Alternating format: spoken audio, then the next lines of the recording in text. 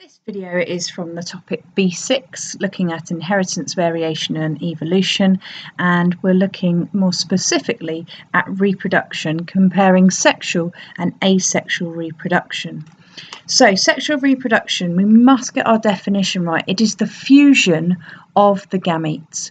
The gametes are the egg and the sperm, if we're looking in animals, and the pollen and the ovule if we're looking in flowering plants. Okay, so it's the fusion of those haploid cells. Now, haploid meant that they have half the genetic information. So the egg doesn't have pairs of chromosomes, it has individual chromosomes, and the same for the sperm. And when they're joined together, when they're fused, when the egg is fertilized by the sperm, we say that sexual reproduction, we describe that as sexual reproduction, okay? And it's good because it leads to variation.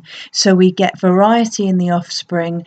We don't have those clones. You can get better characteristics from it, sometimes worse as well, but we get variety. And variety is important because if we've got clones of a species and then a disease hits that species, it's in danger of wiping out everything. Whereas if there's variety, there's more chance of overall survival.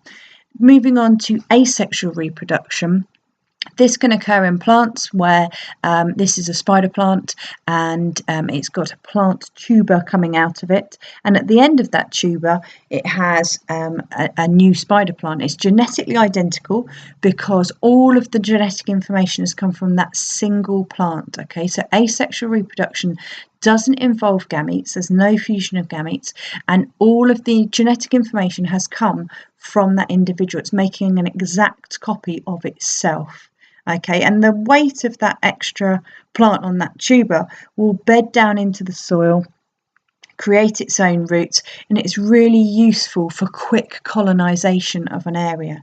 Okay, and the reason why this spider plant is doing this is because it's not a flowering plant, so it's not making any pollen for pollination.